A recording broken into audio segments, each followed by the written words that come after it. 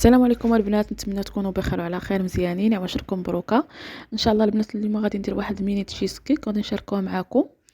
هنا البنات غادي نديرهم في هاد ليمون اللي صغار ديال السيليكون، وانتم ديروا اللي متوفر عندكم. وهنا عندي البسكوي اللي طحنته صافي البنات. هنا من بعد ما داك البسكوي هرمشتو درت له الزبده اللي دايبه وكنديروا في هاد الليمون. كندير كل وحده فيها 2 معالق على هذا الشكل، وكنضغط بالكاس باش يتثبت معنا داك البسكوي. وغادي نسالي وغندخلهم البنات للثلاجه يشدوا راسهم على ما نوجد الكريمه الثانيه. صافي ونبقى مستمره على هذه الطريقه. دابا البنات غادي نوجدوا الكريمه. هنايا عندي 2 ديال دانون مسوس،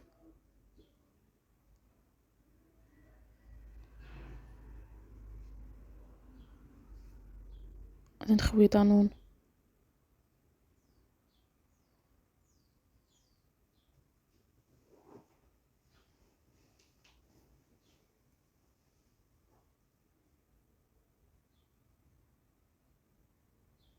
وهنا البنات غادي نزيد العلبه الثانيه.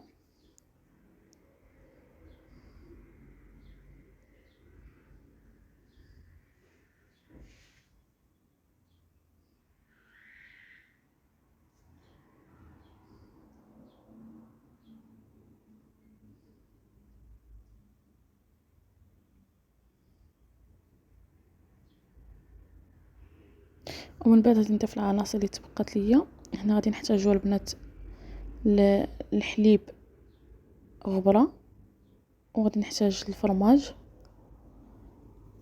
وسنيده.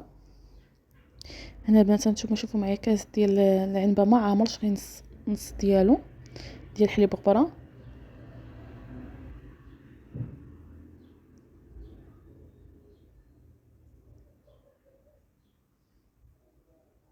وغادي نزيد الفاني.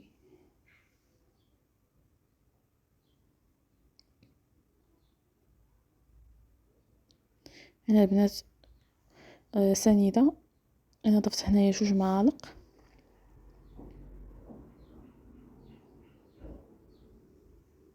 وهنا البنات انا غادي نجيب الفرماج.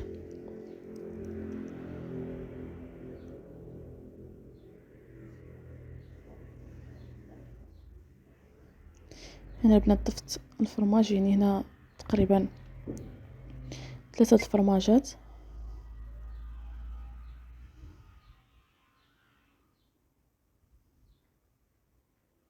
صافي البنات وهنا غادي نطحن كلشي.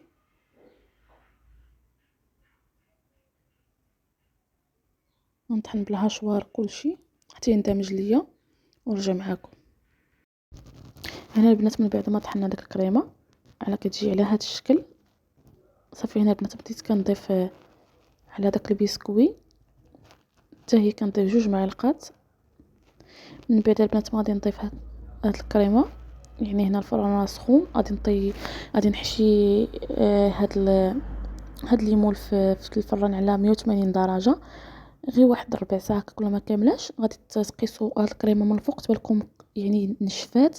صافي خرجوها من الفران ديالكم. صافي عرفوا راه طابت، ما تخليوهاش تطيب. صافي البنات هنا من بعد ما دخلتهم انا الفران يطيبوا غادي نوجد الطبقه الاخيره. هنا عندي الفريز ضفت له الماء وغادي نضيف له سنيده. هنا تقريبا ضفت 2 معالق وصافي غادي نديه فوق البوطه حتى يطيب معايا ونرجع معكم. صافي البنات هنا من بعد ما طيبت داك الفريز طحنته. هنا البنات كيما شفتوا داك الليمون خرجتهم من الفران راه شادين راسهم. هنا البنات غادي نضيف لهاد الفريز من بعد ما طحنته خليته برد شويه. هنا نضيف له واحد المعلقه كبيره ديال النشا، وغادي نخلط دغيا البنات باش ما تكورش معايا. وغادي نلطو فوق البوطه عاوتاني يعقد معايا هاد الخليط ونرجع معكم البنات باش نديرو كطبقه اخيره. صافي البنات هنا من بعد ما ضفت داك الفريز درت له نشا فوق البوطه حتى عقد معايا. ما تصورليش داك المقطع انا كنت كنديرو فوق هذيك الكريمه اللي وجدنا، من راه باين كيفاش البنات. صافي ضفتهم في الثلاجه وزينتهم بطريفات ديال الفريز على هذا الشكل. ديك الكميه كتخرج لنا 12 وحده اللي درت معكم. كيجيو بنات زوينين بزاف، نتمنى تجربوهم هكا يعني